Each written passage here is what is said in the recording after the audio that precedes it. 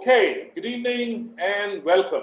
Formally, once again, some of you would have gone through the welcome earlier, but once again, may I, on behalf of the Learning Festival and Wellbe Work team, welcome all of you to this wonderful, wonderful evening. It's a very historic evening, right? Because for two things. One is this wonderful platform that's going to take place, the Knowledge Exchange platform, right? On a fantastic topic. Second, also because something called IPL gets launched today, but that's secondary. This is primary, right? This is what we've all been waiting for the last 2.5 weeks. The team of Learning Festival and Wellbe Works has been working on this, right? And we take this opportunity to welcome each one of you. We have people from different places today, all across India, right? We've got people from Sharjah, Dubai, Canada, Australia, right? A whole lot of places that people are joining in to listen to this fabulous speaker. Friends, I'm Jebby John, and I'm privileged to be one among the 9 people who are the founders of this wonderful platform, this knowledge exchange platform called the Learning Festival, right? This is one platform which is a direct, output of the Corona times, the difficult times that we are in. I'll give you some more detail about the kind of platform this is, but before this, right, I'd like you to watch a small film, a really short film, on what has been happening on this platform called the Learning Festival thus far. We've had 5 interesting speakers who've gone through sessions with us, and I'm going to request my colleague to put up a short film which will capture what has happened so far.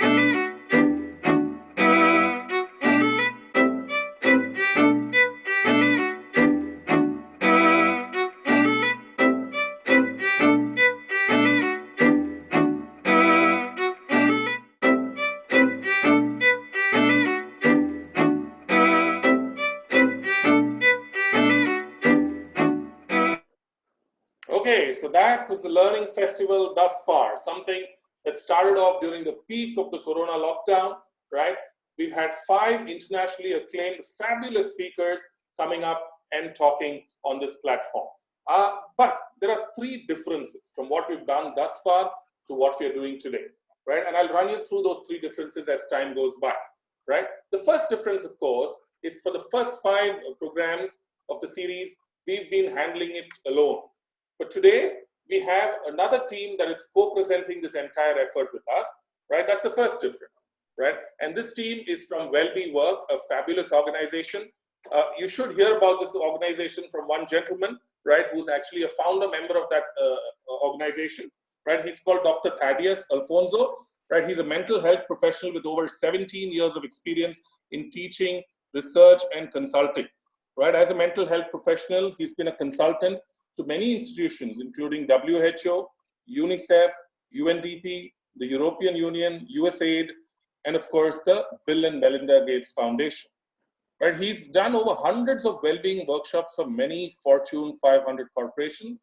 He's also a practicing psychotherapist and life coach involved in health and well-being, training and teaching mental health professionals, right?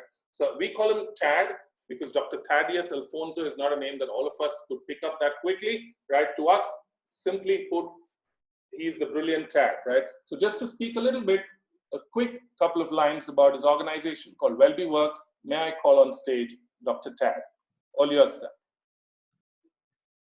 Good evening to all. Thank you, Jebby John, for giving me the opportunity to talk a little about Wellbe Work.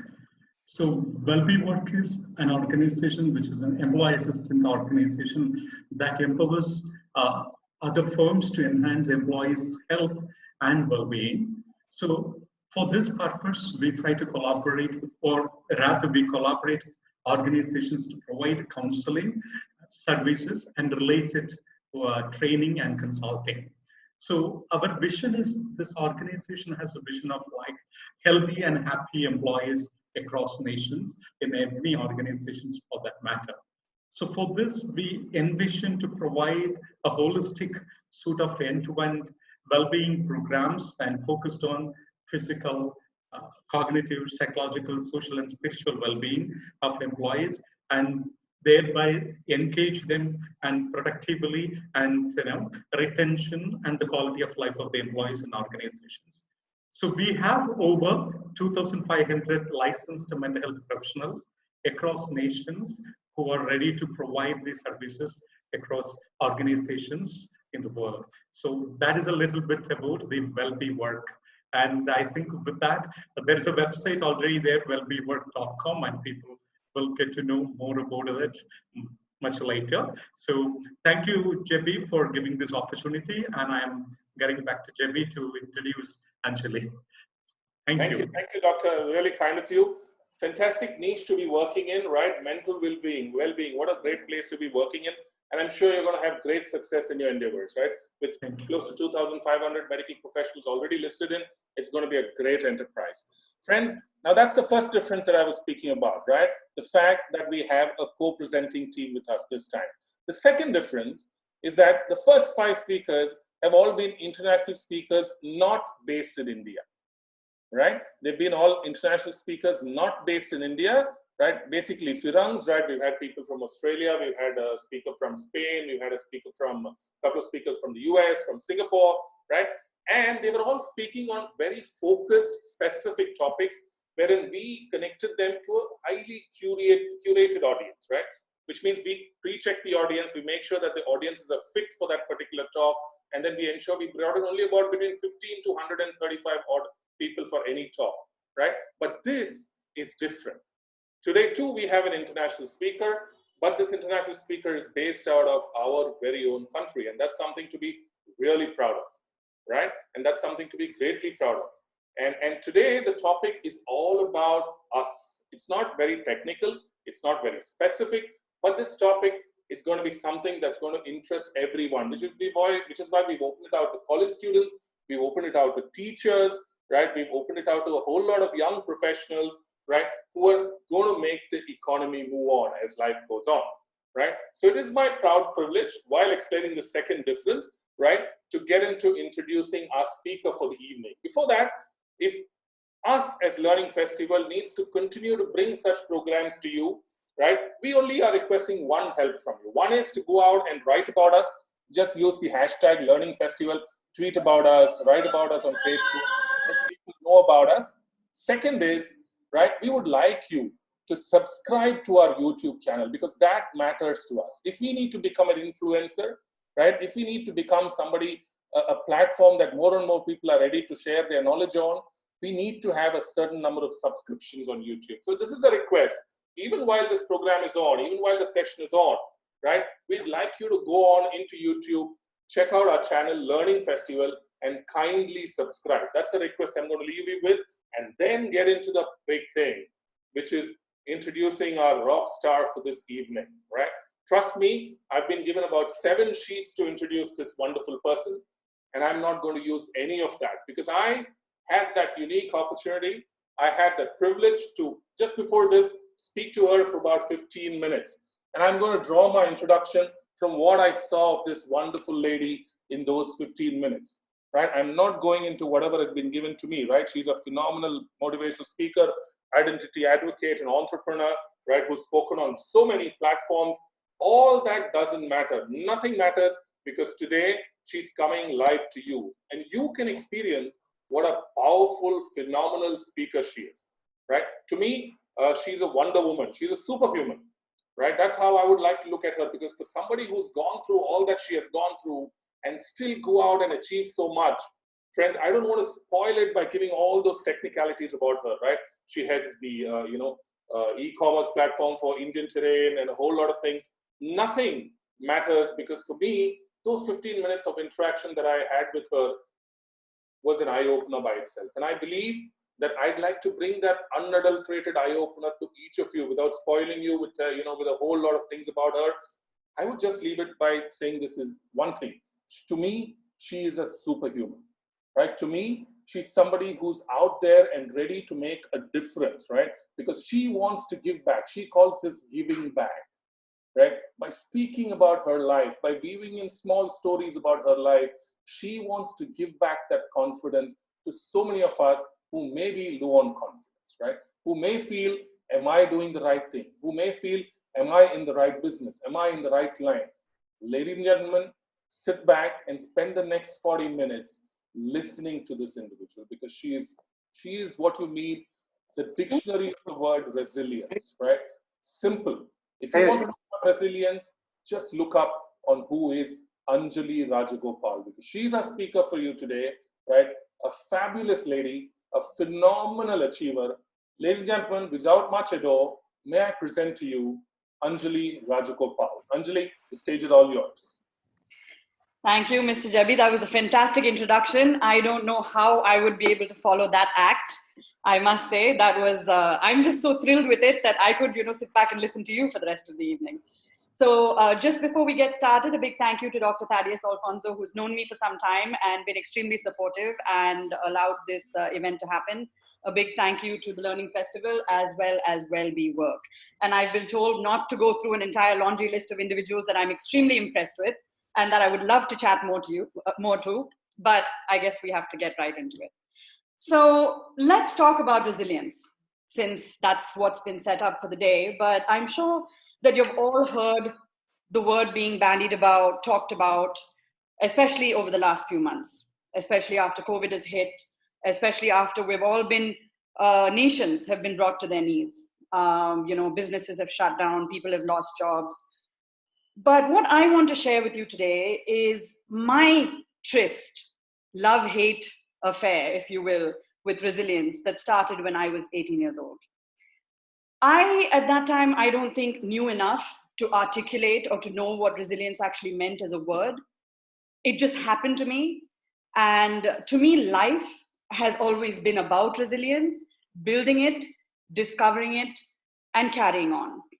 So I'm going to take you with me through a story, and from when I was, I'm sure some of you might be 18, some of you may have been 18 not so long ago, but you know how we all are at that age, full of dreams, full of expectations, full of excitement, full of energy. And trust me, I was that and a whole lot more. I was a little bit of an overachiever in school. I was my parents' favorite. It was a charmed life, and I grew up in Chennai, and absolutely no complaints. And that's when I first got a taste of what resilience would actually mean or need from me. I don't know how many of you have watched a boxing match. I'm sure you've all heard of Muhammad Ali or Mike Tyson or any of the greats, that have graced the boxing ring. But to me, boxing is probably the closest analogy that I can bring or see in terms of what life has had to offer, not just for me, but even for people around me. Because boxing is not about how many knockouts you place. It's about how many times you can get back up. So resilience is all about that. And when I was 18, I had no idea what was coming. So let me take you back to March 16th, 2002. And yes, so nobody do the maths about how long ago that was. But I was going to Bangalore with my mother. We had a driver driving the car. I was going to visit my grandmother who lived in Bangalore at that time. I was all set to push off to the US to start my undergraduate education. I was the first one in my family to have a plan to go abroad. Neither of my parents had actually been educated overseas. And I was just excited, was pretty much the only word I could think of. And then as we were on that innocuous journey to Bangalore, that one split second, my life changed. We were heading towards, this was actually when the highway had just been redone. So my driver was just swashbuckling his way down at a very high speed. And I was unfortunately sitting in front. Luckily though, I was wearing a seatbelt, but there were no airbags at that time. So we hit one of those huge big trucks because my driver ran an intersection.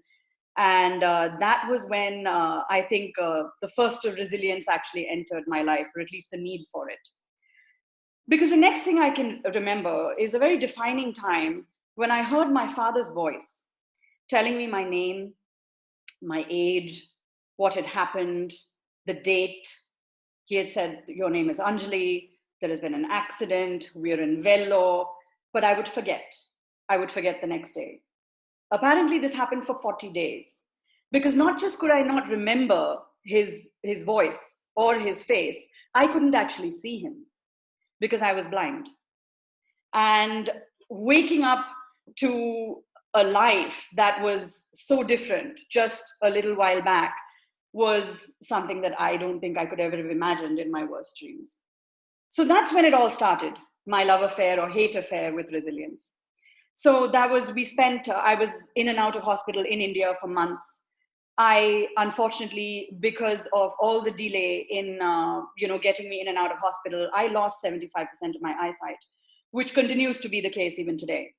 So but this, I actually came to know that I wouldn't get my eyesight a little while later. So we'll get into that. But what actually happened was I had 455 skull fractures, which is, a great big number if you're, counting candy, but not fun if you've got that many fractures in your face. So what I didn't realize at that time was my life was over as I knew it. The girl that I saw in the mirror every day and the girl that I told that the next day was going to be even better than the last was actually gone. And it was while I was lying in that hospital bed that I think I was slowly starting to realize it. And my first tryst with resilience came when I realized that while I didn't know what was going to happen the next day, I knew I just had to hold on one more day. Why? Because I had to hear my father's voice again. Why? Because I had to try to see him again. Why? Because I wanted to know if there was going to be a tomorrow. And I wasn't ready to give up or go to sleep, as they would call it. So then I mean, good luck, if you will, came calling. And my father frantically went all over India looking for doctors to fix everything, right? Because they didn't just have to fix my face. They had to give me my face back, if that was ever possible. They had to give me my eyesight back, which was fast disappearing. I could not smell anymore, and I couldn't walk or move on my own. So what happened was nobody in India would take the case. So my father found two doctors, one in Germany, one in Chicago, both of which were doing what they called experimental surgery, which means they were going to try. And they had no problem telling me that ma'am, you need to sign a release form. Whatever happens, it's not on us. So I remember having to sign that paper with the little shaky vision that I had left and lying in that bed and realizing that every time I entered an operating theater after that, I was playing Russian roulette. But that was the only chance that I had. So my father and I left for Chicago, and where I signed those papers and said, okay, and I told those doctors, go ahead and give me your best shot. And unfortunately, though, these doctors had never seen me before, right? So I had landed there with things leaking from all parts of my brain. I had a cerebrospinal fluid leak. I was getting meningitis. It was, a bleep show, if you will. I remember just talking to my dad, and he would say, just hold on, this is all we know. And that, again, was another big, I wouldn't say a wake-up call, but my sort of journey into understanding that resilience was actually my only friend. In fact, when people now in retrospect call me successful or whatever, I can in my life, rather than think about successes, can only think about the defining moments when I decided to stand back up again after being knocked down. So that's the journey we're going to go on, my friends. So then that happened. So Chicago happened. And I spent a year and a half in and out of hospital in Chicago. My dad, unfortunately, my mother was also hurt in the accident. So my father had to fly from India back to the US and to and fro. So I spent most of my time in the hospital alone. And for most of that time, I had my mouth wired shut because my jaws had splintered. So that's when you become uniquely aware about what life around you actually is and what expectations are in terms of what happens in reality. So that was when I couldn't speak, but I could hear everything. And my hearing became so acute that I started to notice that while I couldn't communicate with anyone, life was still calling out to me. it was still calling my name. And that, I guess, in a way, was my own kind of resilience. So I became best friends with all of the nurses in the hospital, because I've always been one of those people who tried to make the best of whatever I had. Little did I expect to be spending my formative years in an ICU. But, and I always look back at those ICU days fondly, because I think I was the only one who survived that ICU. Every other guy, the guy on the left and the guy on the right, every 2 days would die, as people in ICU tend to do. But I didn't. And every day that I stayed alive, I figured there was another reason to keep pushing forward. So the doctors did try their best. They did reconstructive surgery to whatever extent they could. But again, I repeat, they were building the face of a girl they had never seen before. So that, about a year into it, when I was still in hospital and I could finally go to the bathroom on my own, and I looked up to see the mirror, I realized I was looking at a stranger. And not just any stranger, a broken, damaged, devastated stranger. This was not a pretty girl. This was an ugly girl. This was a sad girl. This was a very tired girl. But, and you know what the worst part was? It wasn't even me. That wasn't me as a person. I was upbeat. I was excited. I was beautiful. I was popular. I was charismatic. That was all gone. That was history. And I had to now decide whether I wanted to make friends with this girl, let alone accept her, or fuse it into being one person. And that journey started a very, very long time ago. But when I started to engage with the girl in the mirror, as I often call her, even to this day, I realized that I was going to have to be a lot tougher than just physically tough. Because this is when life wasn't, it wasn't even giving me options I thought I had. It was giving me no options, and then even more darkness. So I then decided to, continue to march on in terms of finding out what was going to happen the next day. So my father and I continued to talk through these difficult times, and he was ready to accept me in whatever state I wanted to be. I could have stayed in a wheelchair. I could have gone back home to India. I could have curled up in a ball. But to me, that was never the life I dreamt of, and that was not the life I was going to accept. And this is one other thing that I want to say about resilience. Never accept something that you did not plan or chart out for yourself. Life does not have to decide for you. You always decide for yourself. And I always decided for myself. Regardless of the cards I was dealt, I always worked with them, worked around them, or played rummy with them. But my point always has been that I will choose what will happen with my life. So what happened next was always the big question. Now that the face was still damaged, my doctors would not do surgery they would only do it once every 12 months because they had to go in through my head, which is a very invasive surgery, and I was very young. So, and since a lot of it, like I'd mentioned earlier, was still, they were still experimenting with that kind of surgery, reconstructive, there were no sure outcomes. And I had planned to go to college. And there was such a huge chasm between going to university and the face that I had and the little vision that I had, and half of my faculties were not in place. There was so much of a gap between where I was and where I wanted to be, that I realized that, again, the word which I know today to be resilience came back into play. So I remember, I'll take you all back to a time when my father and I were in Cleveland, because we had gone to visit the famous Cleveland Clinic, which was going to be the last bastion of hope in terms of me getting my eyesight back. They had told me, Anjali, we will try. And that particular day, we had just heard that I wasn't going to get it back. And this was going to be the rest of my life, which meant that I could see very little tunnel vision from my right eye, which meant no driving, no being able to deal with crowds, forget about stairs, and forget about getting on a flight. And while I don't think I was overwhelmed entirely, because I didn't quite think the whole situation through, I realized it was pretty bad. And then my dad asked me, what do you want to do about college? So I told him, I said, I still want to go. He said, are you sure with your face? Because at that time, my face, if I had shown, whenever I walked on the street without covering it up, there would be children who would run across the street with fear. That's how bad it was.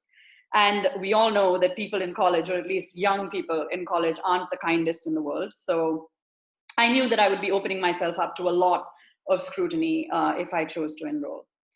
But what we decided to do was go to the Sunglass Hut in Cleveland and I bought 6 pairs of huge oversized Kim Kardashian sunglasses, if anyone, and I'm sure she's very popular with the rest of you. So I found those sunglasses even before she did. And I decided to wear those sunglasses covering half of my face and decided to go to university. And because I had gotten an offer to do my undergraduate studies at one of the best universities in the world. This was the University of Chicago. It was right near where my hospital was. Everything seemed to me, the way I looked at it, glass half full, was working out in my favor. What I didn't bother to engage with was who was going to laugh at me, who was going to question about why I was wearing sunglasses day in and day out, because I didn't care. All I cared about was my dreams not being broken. And I was going to do whatever it took to, pursue that education, which I had always planned for myself. So I always talk about when I started University of Chicago as my sunglass moment. And I spent 2 years of university living behind those sunglasses while people were wondering which princess I was, from which country, or whether I needed an exorcist, or any of those exciting rumors. But that's how I started my 20s. And again, now when we talk about resilience in the times of COVID, that was my COVID. My life has been COVID when I think about it, time after time, because college wasn't the only hard part. There was the rest of life to deal with. So I got through university with audiobooks, learning, because I was finding it really hard to read at that time. Because I couldn't see much. And it's not like they were going to change the syllabus for me. And I didn't want anyone to change the syllabus for me. I wanted to fight the good fight. I didn't want to go and run in the Paralympics. I didn't want to say, oh, I'm disabled now, or this is my disability, and I'm going to be condemned by it. I wanted to own it. I wanted to own that space, and I wanted to fight with the people who had all the eyesight in the world, everybody who could drive. I was like, you know what, I'm going to go for gold. And that is one thing that's always stayed with me. I've never accepted what life had to give, because life isn't very kind often. So on the other hand, I made some fantastic friends. I pledged a sorority at university. I then later transferred to California, where I met some fantastic people. I graduated in international relations, and I returned to India in 2007, I believe, at the end of 2007, beginning 2008. I then had the opportunity to work at Indian Terrain, where I currently work, but that was my first job. So that was when I found my love for public relations. So this is very interesting as an insight for someone who should have been hiding from the world because I was quote unquote ugly. But on the other hand, I chose to go on the offensive. So I said, if the world isn't going to figure out how to associate with me, I'm going to tell them how to associate with me. So I went and got a job, actually 3 jobs in media at the same time. So I actually hosted a show for NDTV Hindu, which was a big deal at that time. I was a radio host on Chennai Live, and I was a columnist on fashion, if you will, at Deccan Chronicle. These were all, fashion was a passion for me. So I was like, I wasn't going to stay stuck in some space which defined whether I was pretty or I was ugly. I was just my aspirations. And for me, the connection between creation and aspiration has been resilience, because ultimately we all have to walk the talk, right? So I'll take you a little bit further down. So I had a wonderful career in media, and then I realized, as I often tend to do, that most of the game of business stands behind the camera. And I had my 1.5 years of validation. I wanted to know that I was going to be okay, camera or not, And I guess not many people feel the need to test that, but I felt the need to test it because I spent so much of my time struggling and wondering if I was actually going to be good enough. And whenever I have wondered if I'm going to be good enough, I've thrown myself back into the boxing ring, always, because that is the only way to figure out if you're going to make it. And if you get knocked down, you still do so with pride, right? So then I moved on I went back to the US, to NYU, where I met some fantastic professors. I did my MS in PR and corporate communication. And then I moved on to becoming an entrepreneur. I came back to India. I started my own PR agency called Touche. And that was another very defining moment, because most people thought I would come back and immediately work in my family business because it was safe. But I don't ever do things that were safe, right? Because I had already I had already planned never to back down. So it wasn't part of my personality at all. And I will definitely give a lot of credit to my parents, especially because compared to a lot of parents I know who want to protect their kids, when they knew I was at my most vulnerable was when they actually let me go, because they realized that with my condition they could never protect me forever. I was going to have to learn to protect myself. So that's when resilience came in and became part of my existence. So when I wanted to become an entrepreneur, I never thought twice, and I mean, I'm telling you guys, it was none of this has been easy, but it has all been extremely rewarding. So I ran my PR company until I fell in love with e-commerce, and that is what I do today. So the last 4.5 years, I've been running the e-commerce division as well as the East Retail division, where in fact, pre-COVID, I traveled 23 days in a month to distant parts of the country. And in fact, I was recently in Nagaland to open a store there, which is something nobody ever expected me to do. I was that broken child who was going to, whom no one was going to look at and probably was going to be blind the rest of my life. I have just never accepted it. And when I recently started experiencing, when COVID happened, and I suddenly realized that people around me were now talking about resilience, which seemed to have been something that I had sort of married a long time ago. If anything, when people ask me, who are you married to? I should say I'm married to resilience. But in fact, this is the defining moments of my life when Jabi was so kindly saying such wonderful things about me. My wins have always been a result of how long I have managed to last in the ring. And I have fallen down many times. Not every relationship has worked out. Not every job has immediately been successful. Not everybody has thought I was, the smartest girl in the room. But I have always found it worth pressing on, living on to fight another day. And this takes me back to one very important, defining moment when I was undergoing my second or third surgery in Chicago. I had a wonderful doctor. His name was Dr. Polly. Very handsome, which doesn't make any sense because plastic surgeons, that's almost like they're mocking you, right? Because they're so beautiful. And and every surgery of mine was like more than 24 hours. So, I had to be under a lot of anesthesia, obviously. And the anesthesiologist, I guess, had miscalculated some bits towards the end of the surgery. So before they had stapled up my skull, I started to wake up. And I think my doctor realized it. And I heard him say something to me, or at least this is what he was yelling, at least above the din of what else was going on. And he said, Anjali, I can only fight 50% of the battle. You have to fight the other 50%. And something really resonated at that moment when I realized that what he was telling me to do was not to go to sleep. Because even though my eyes were closed due to the swelling, if I had chosen to go to sleep in my head that day, I probably wouldn't be here talking to you. So the whole point, and again, I come back to resilience, is never, ever fall asleep, because there is going to be another tomorrow and you need to live. You need to live through this because there is always something better on the other side. I can't guarantee that it'll come soon, but I will guarantee that you will find it. And while I know that sounds trite, I am sharing all this with you because these are very personal stories to me. And I wanted to take you all on this journey because I didn't see my mother, for example, for 2 years because she was in hospital in India and I was in hospital in Chicago. And when things like this happen, like an accident like this, they can fracture families. People go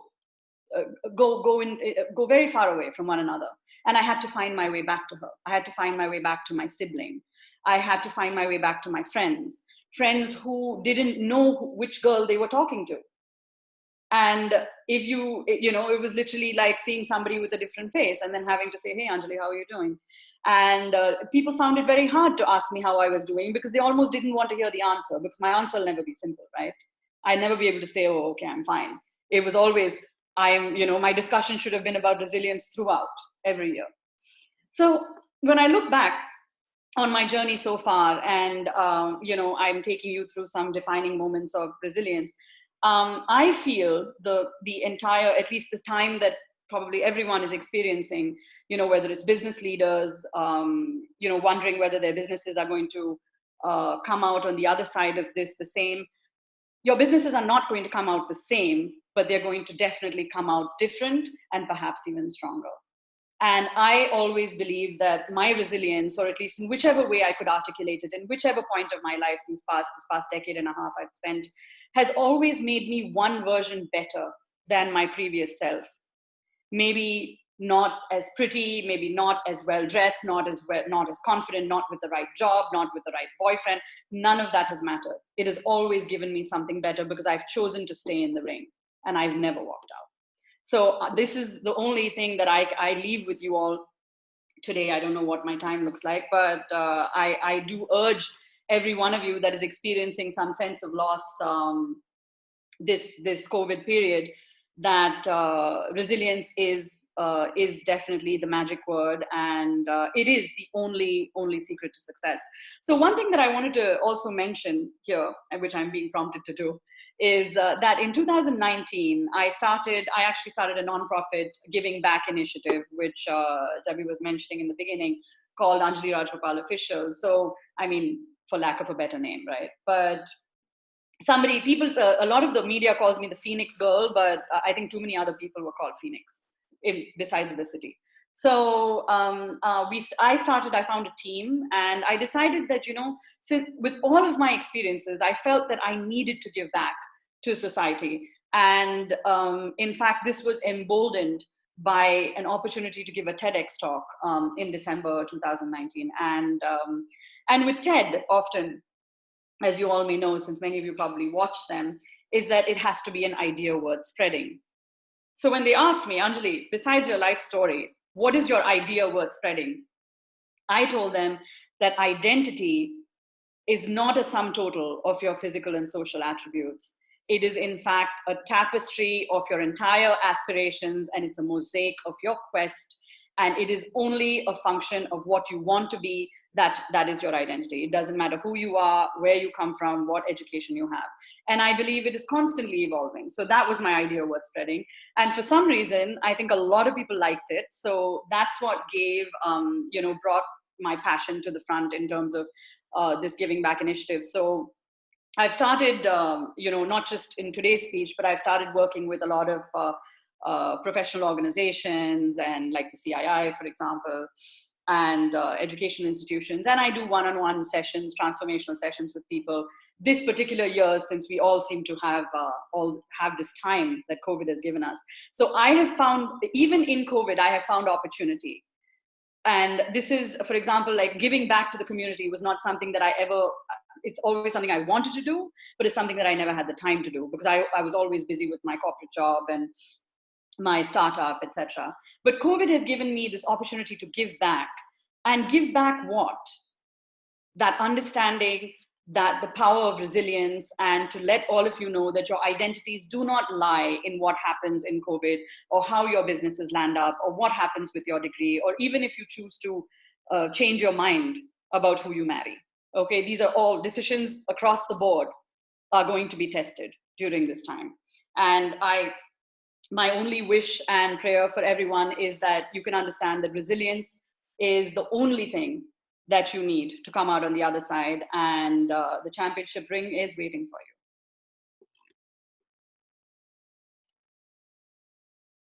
So do you guys want to move on to questions? Thank you so much. Anjali, that was simply fantastic. I mean, I took some time to come on because I was actually speechless. I mean, that's what one would call, I mean, I really don't know what to say. And I'm generally not speechless, right? I'm generally not a guy who is short for words. If at all I speak 500 where 50 are required. But today, I'm stuck for words, right? From what you've gone through and the wonderful manner in which you've just recaptured it all for us, right? Absolutely fantastic that you could talk about it in such a detached manner, right? You could have such a perspective to it, right? And then that you could present it to us in such a manner itself. Hats off, Anjali. I think on behalf of everybody, I'd like to put my hands together for you, for all that you've gone through in life.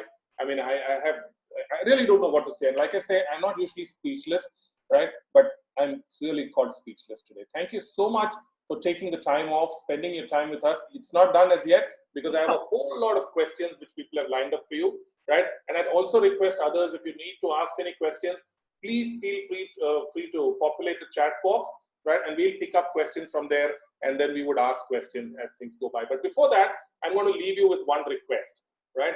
If the Learning Festival needs to bring you such wonderful speakers at absolutely no cost, absolutely free of cost, right?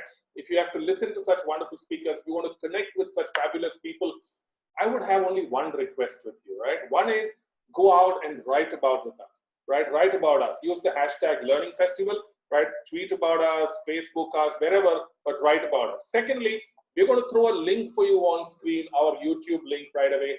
Please take some time, go in there right away, and I want you to subscribe, right? I want you to just subscribe to our channel because such powerful talks are going to be uploaded on our channel, right? All this is a great repository that we are going to be making available on our YouTube channel, right? Once I get appropriate permissions from Anjali, of course, right? Her speech right now will not come there, but we'll have to get appropriate permission from there before we go that route. So I'm going to request you all to take a minute's time. Please click on that particular icon that you see there, the link that you see there, and just subscribe to us because we want to increase our numbers, right? We want to make sure that as a YouTube channel, we can be an influencer. I'll just leave you with that. Back to Anjali. Foof. Anjali, hats off, right? The kind of efforts that you've done, not just in this talk, but the very fact that you've gone through so much, right? I have so many questions lined up. First one is from Mani Nachiyappan, right? And he asks a very interesting question. He starts off by saying, you are an inspiring being. He says, you are the strongest species on the planet, right? And he's very sorry to be asking you this, but he wants to know if you could run us through the milestone of your life in pictures. Would that be possible just to run us through the milestones of your life in pictures? In pictures, that's a very good question. I actually do. I must be frank. I get that from the media a lot. Okay, everybody wants the before and after look. The thing is, though, I have some. This is something that I haven't really, because a lot of it was these were very difficult, very adverse times. Especially in and out of hospital and surgeries and things like that. So I have, childhood pictures, and then, there's obviously times when pictures were not really taken, and then there are pictures after the fact. So maybe at another time we could share them, but I don't have pictures off the bat like that. But I must tell you, well done. Does this person work in media? I'm not too sure. I mean, it has to be for sure. So no, it's a brilliant question. I'll be honest. I think that, at the years in hospital and stuff were actually quite difficult. So I don't think there were any pictures taken at that time, except for the ones that were given to my doctor. So absolutely understandable, Anjali. We've got Sabapati Narayanan with a question, right? He says it's very inspiring to listen to you. Most of us don't lead a storied life the way yours is. Situation for each individual is different and their ability to fight them as well. Given this understanding, are there a few lessons that you would like to share that people can follow to pull themselves out of situations that they find themselves in? Is there anything that you would like to share in terms of your learning, right? How one could pull themselves out of whatever situation one finds themselves in? I think this is a fantastic question, and I think that this is something that I have asked myself also at many times, like, what is the right thing to do? But I will definitely, my starting point would be acceptance with non-negotiables.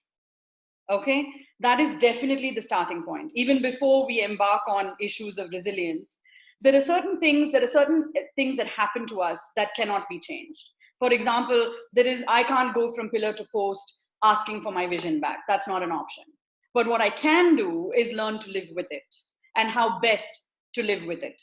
So it's I would first say that, I think for a lot of people today, we don't discuss acceptance as something that is necessary.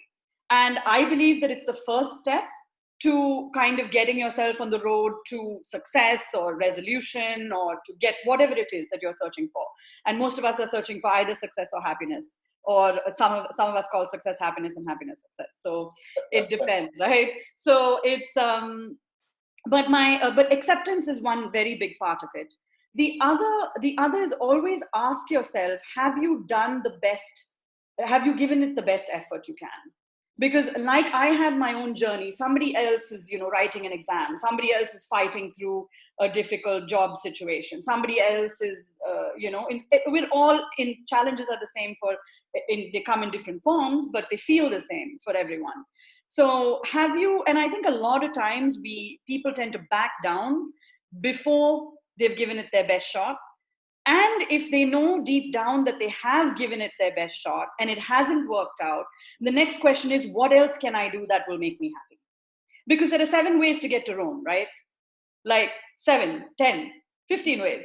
So my other point would be, after acceptance, would be ask yourself to forget about mom, dad, auntie, uncle, teacher. It doesn't matter what they say. You know if you've given it your best shot. And that means spending every moment that you had sweating it, studying it, thinking about it, breathing it. If you have a goal, you have to marry it. There is no other way. Okay, that's the only way I've lived life, and that's the only way I've gotten how far I've gotten. But that's also because, I had, and I don't ever want to call them handicaps, but there were issues, right? So I had to read twice as much or take 3 times as much time as somebody else did to read the same book, but we were both writing the same exam.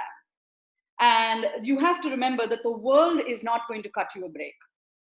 So the sooner you realize that, the better for you, because they're going to be in that moment of oh pavam for like a minute. Okay, and then it's old news. So just remember that your problems are yours alone. You can share them with your family, even that to an extent. And then the only person who can find resolution for them, and the only person you should in fact lean on, is yourself.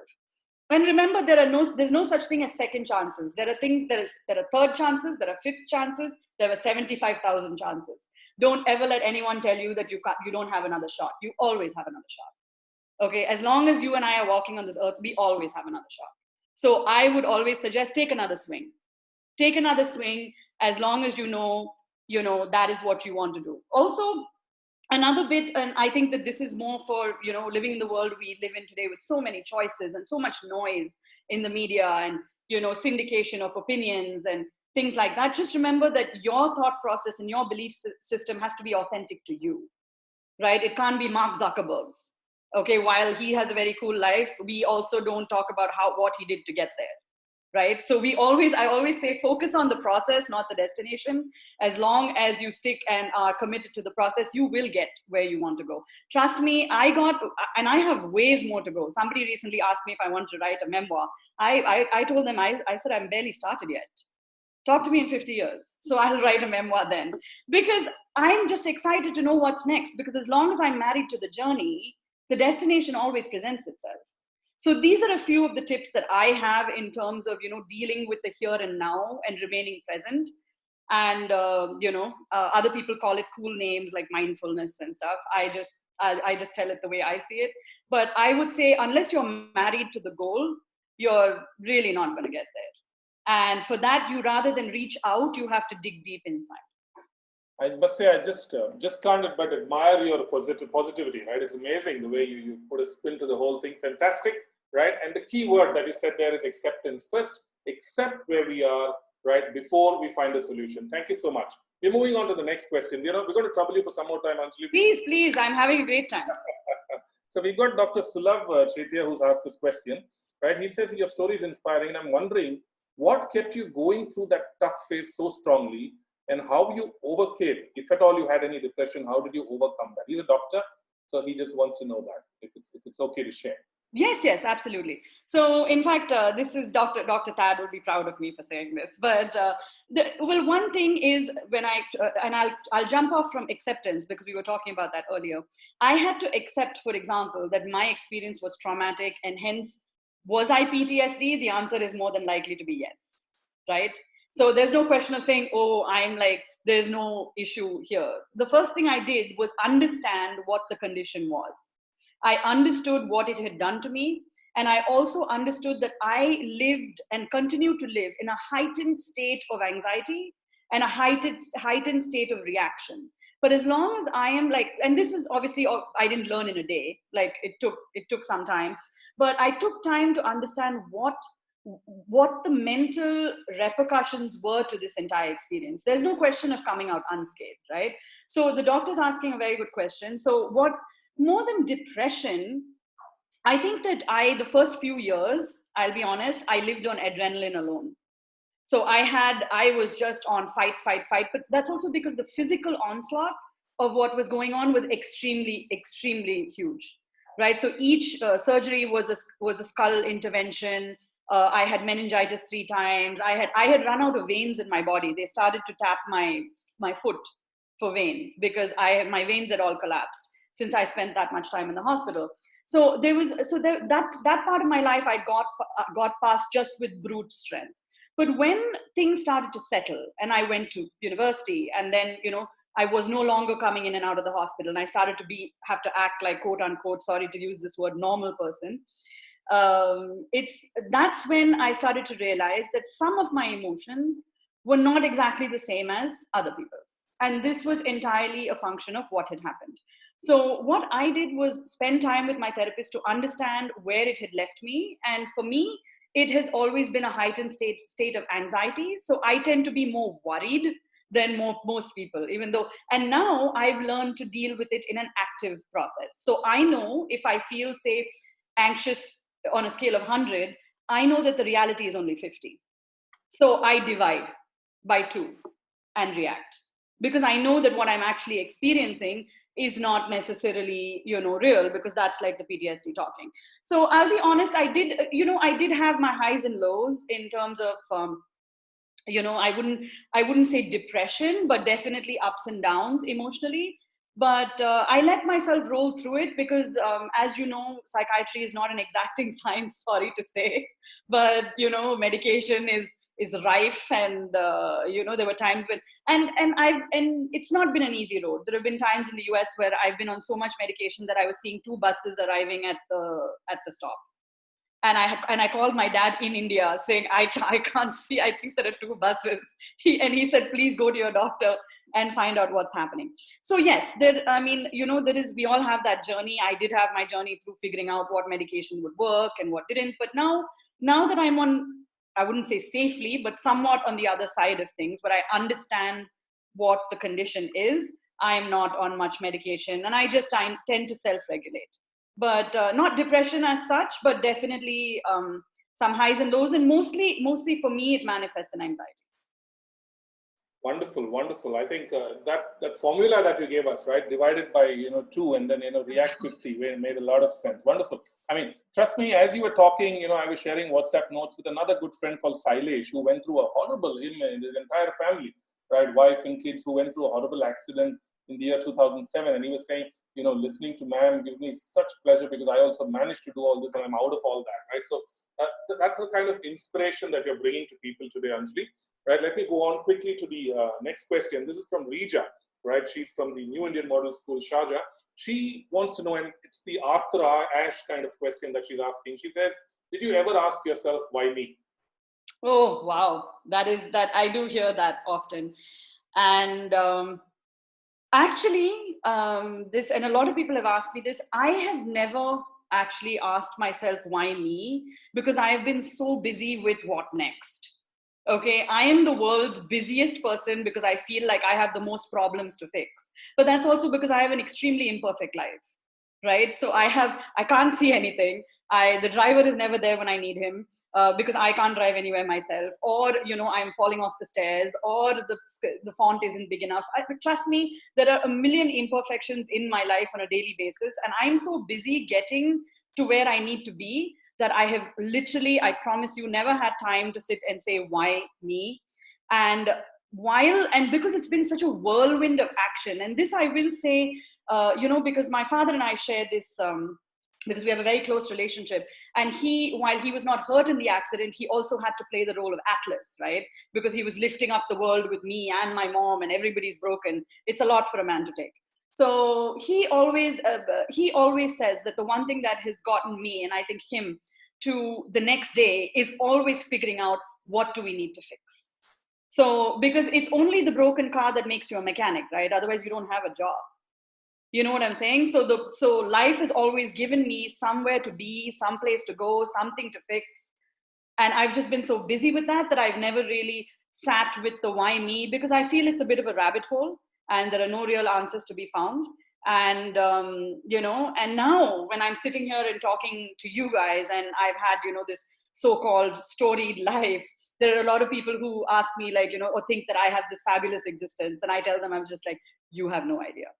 So it's no, I think I'm not, why me really hasn't, I've made a conscious effort not to go there. conscious effort.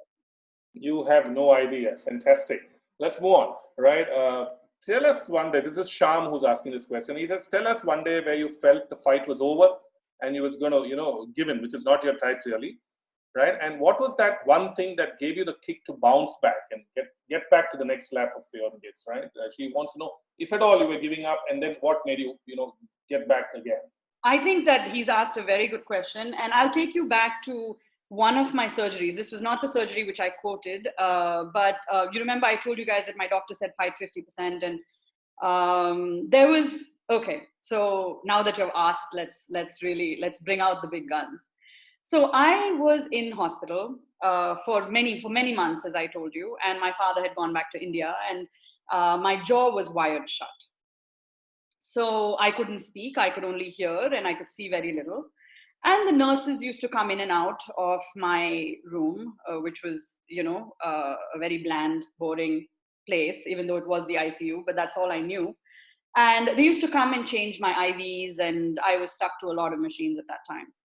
So there was this one, and my jaw had been wired shut for about close to 8 months. So this means that I had been in silence for about 8 months, and not speaking and being just one with your own thoughts inside your own mind is possibly the most loud experience that anybody can ever have, even though I was silent. And I promise you, it's very interesting.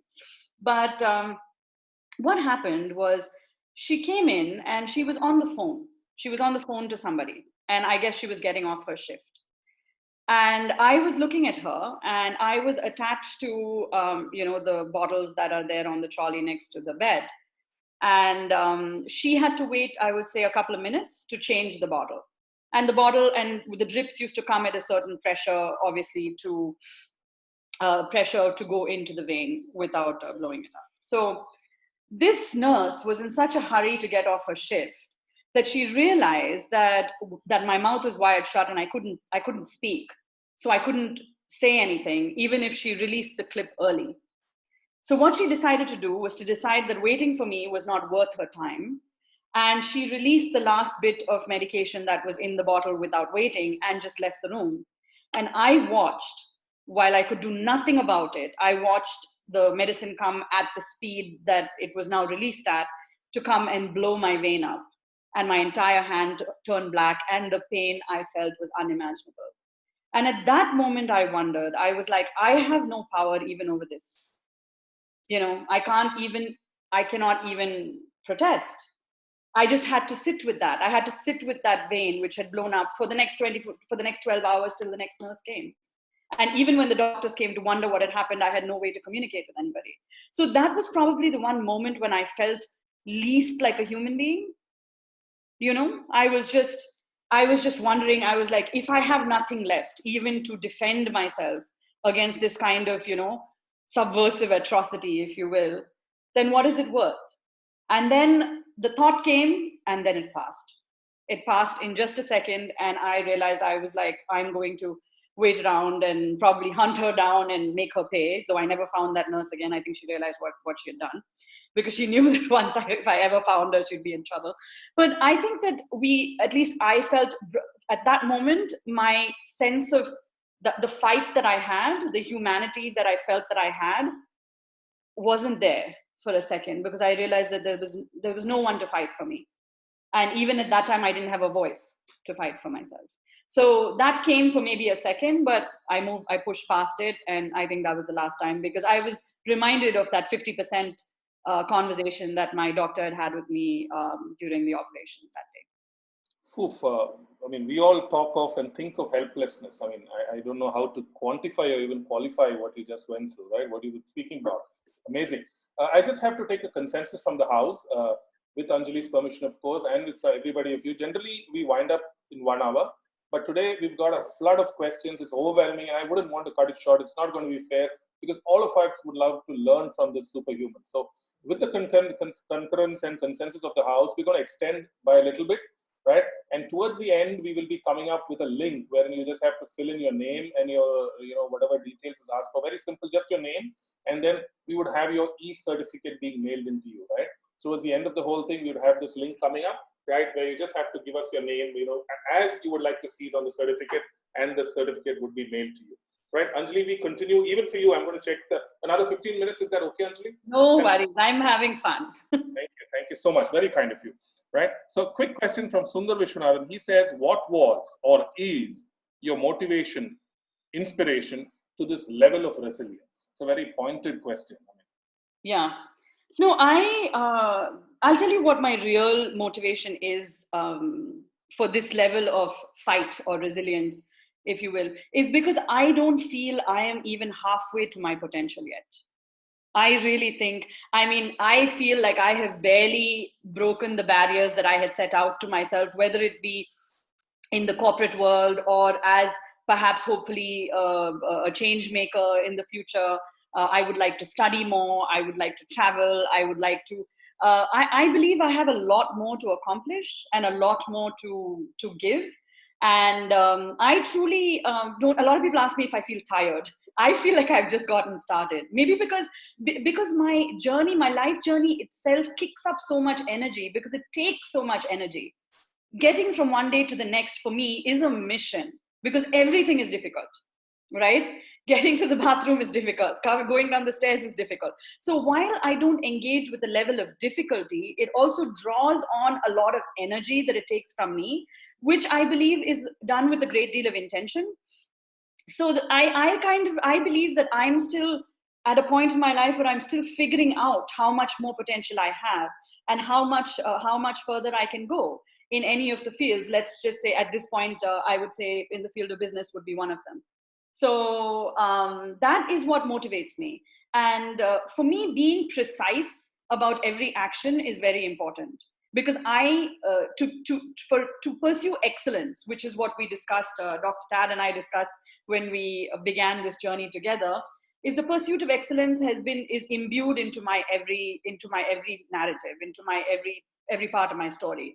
Is that whatever has happened to me, I still want to be the best of the best, and I have a long way to go to still be the best of the best. There's a lot more work to do, and I'm excited to do it. So yeah, that's what motivates me because I just need to get better. I feel I'm ways away from the best of my potential. And that's fabulous answer. You know, I'm a corporate trainer, right? And I run one module called P2P, which is potential to performance. We call it the 1 degree difference. And this one answer has given me enough meat to run a 2-day module. Trust me, right? That's the kind of stuff that you're giving it out to us, right? Great, thanks, Anjali.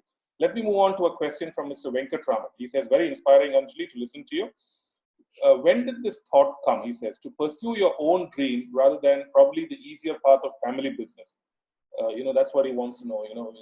When did you decide to go on your own rather than just get by with whatever the family was doing?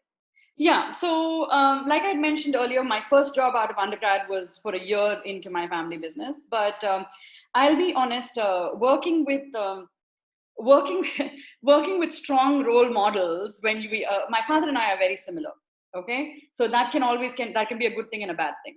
So when I think that I always needed to carve my own niche for myself before I went back to the family business or even chose to go to the family business, because you need to know what your worth is in the world.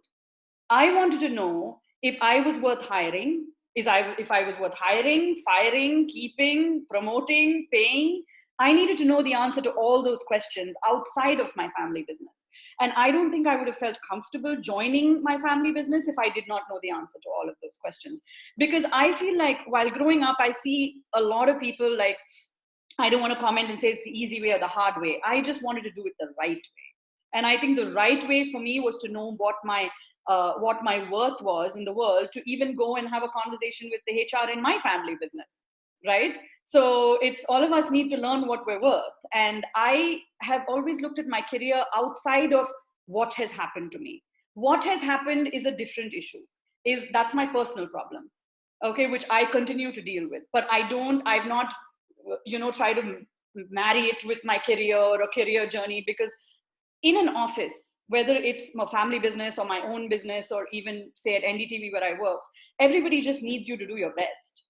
They don't want to hear that you've had this drama and that drama and all of that. So the reason I decided to go my own way first was to see that I was good enough, tough enough, brave enough, and resilient enough to come back to that, to make it through the ladder of the work scenario that we have out there.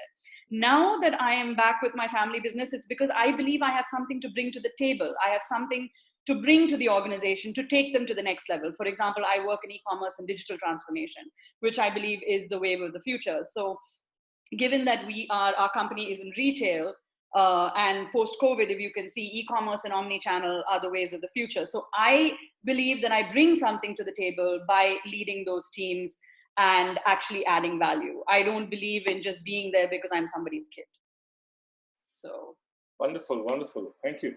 That is great. So, quick question from Mr. GSK. I also, sorry if I may interrupt. I also wanted to point out that my family also is not the type to let me come and sit there unless I had proved my mettle first. So there's two sides to the coin. Their point of view is also that. So I'm the second generation. So being the daughter of a first generation businessman, you know that first generation fathers are usually very strict, and there is absolutely no difference with mine either. I must recount at this stage what my dad told me when I said I want to get back to family business. He said, no, when I finished college out of MBA, he said, first do the OPM part, right? And I figured out what he said, go out and work on the OPM part. And that's when I realized, he said, work on other people's money, right? You earn, you spend, you blow out other people's money and then come back and do stuff with your own business, right? Quick question from Mr. Parimal Tripathi. He says, now this is a very interesting question. This is something which I myself wanted to ask you, right? Can you tell me, apart from your father, right, who is your role model, somebody who inspires you? But first off, we would love to meet your dad one day. It'd be great to meet him, right? I'm going to dial up and say, I want to meet this gentleman straight away. But now the question is interesting. Apart from your father, is there somebody else? That is a very good question.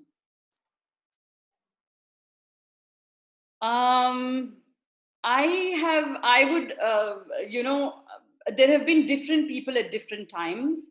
So, for example, when I was in New York, I think this would be one example that I think has meant a lot to me and would be worthwhile sharing here. Is when I was in my second year at NYU doing my MS PR and Corporate Communication, I had a teacher, professor. Her name was Gail Money, and she was about 50, mid-50s, African American woman, partner of this gigantic business called Finn Partners, and which is a global PR agency. And she actually turned out to be my mentor. And she was someone who had actually worked her way up the ranks from being from a minority into a business that is predominantly populated by white males. And she had a wonderful reputation in the business. So I took a class with her. And every year she would award an internship opportunity to the student who topped that class. And I loved that class so much that I did everything in my power to get the grades. So she gave me an opportunity to come and work to take an internship, a partner in training position at Finn Partners in New York, which was, my first big role at a massive global PR company. So in fact, she has inspired, she subsequently suffered a stroke, but still came back to work. This woman is indefatigable. If you think I've got resilience, she's got much more. And, to really be a woman leader in that industry. And she gave me the opportunity to work with, in fact, it was 2012 Olympics.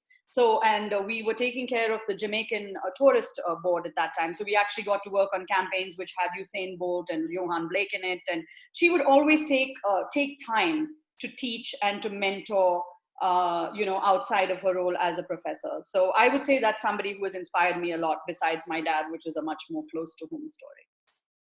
Fantastic, lovely.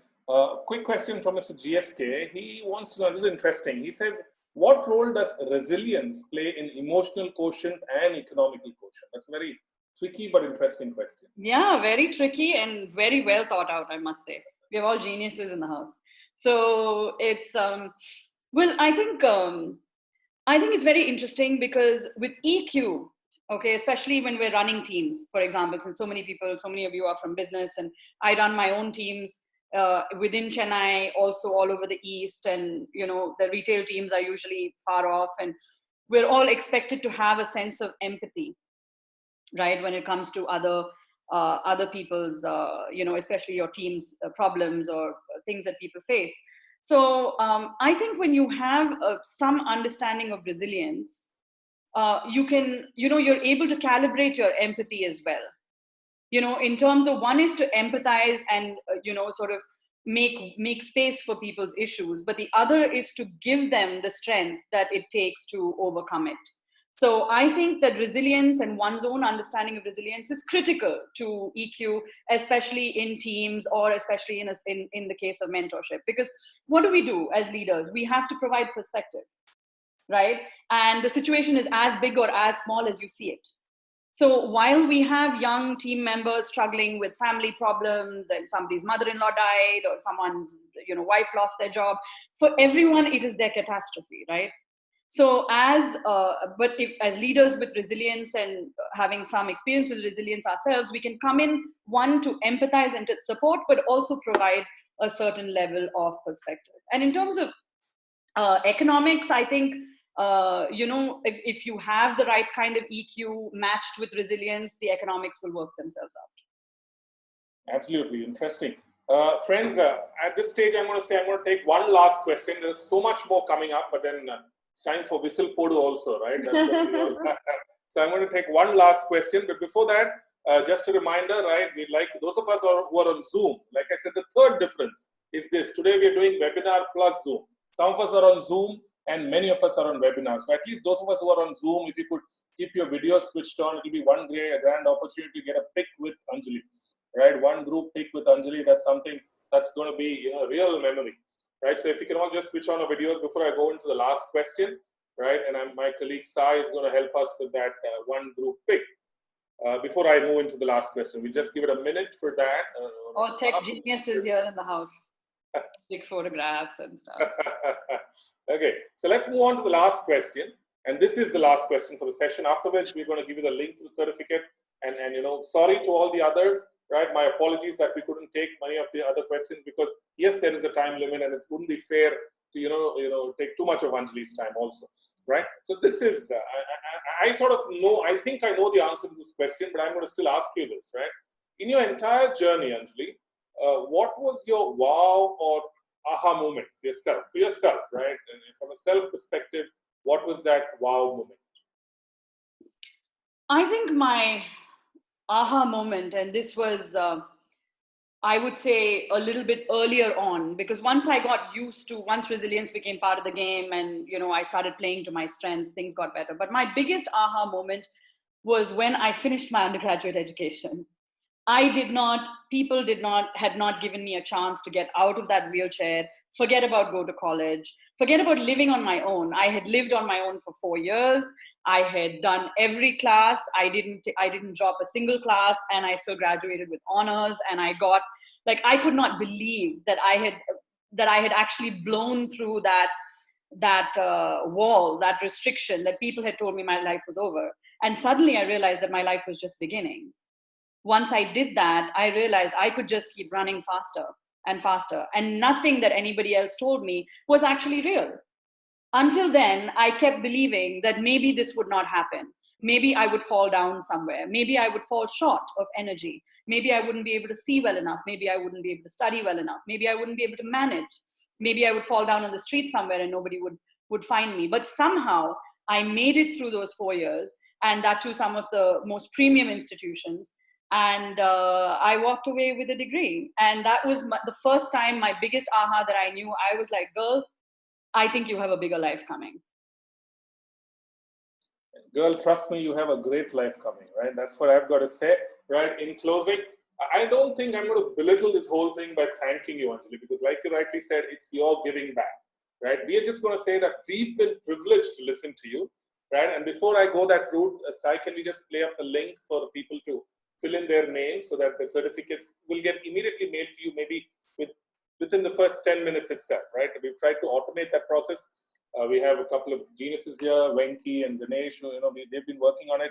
So we will get it out to you between 10 minutes to 1 hour max, right? So that's the link out there. I think it's tough to close a session like this, right? It's really tough to close such a power-packed session, right? There's so much has come up, right? And it's really difficult that we have to actually come to an end. But yes, we have to come to an end. Like I said, she has other priorities. She would have many more things to do. So it's also good that we close, at the appropriate time. Before closing, I must thank a few people. I'm not going to thank Anjali. I'm not going to thank Anjali at all, because I'm going to say we've been privileged to listen to you, Anjali, and that's my line, right? I liked it when you said calibrating one's empathy. There are so many powerful lines that you spun off for us today. But I'd like to thank Wellbe Work for partnering with us for this particular program.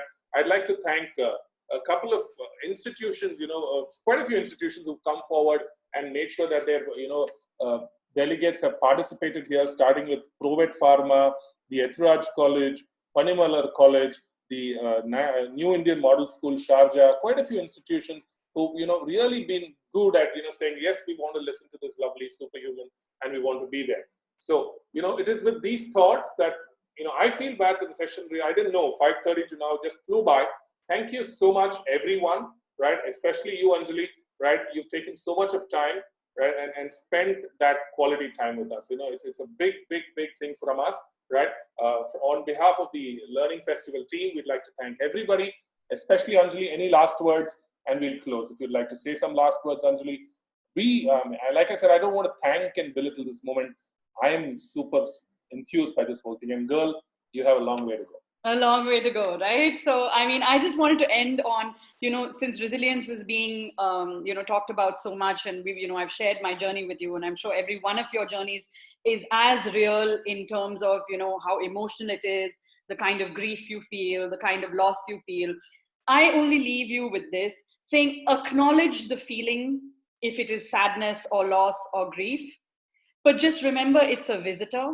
It's not here to stay. It has no place in your house. It has no rent. Okay? Just say hello, give it a cup of coffee and show it the door. So I definitely say acknowledge it, because if you don't, you'll end up, worse off, because then we don't want to bottle up our feelings. But don't give it any more time than a cup of coffee. Okay? So I'm just saying that it's very normal and it's very real. And I don't mean that resilience means don't feel anything. You will feel. Feeling is very natural. But some of us tend to let it overstay its welcome. So that choice is always yours, and don't let it stay too long. Is my only wish and my prayer for all of you. Anjali, powerful, powerful words indeed. I'm not going to spoil the moment by saying anything more. Very powerful, those last thoughts from you. Friends, let's move on, right? It's time to disconnect. Thanks again, everybody. I'm not going to say anything more. Maybe it's time to move on to whistle Podu time. Good luck, CSK. Thanks, everyone. Thank you.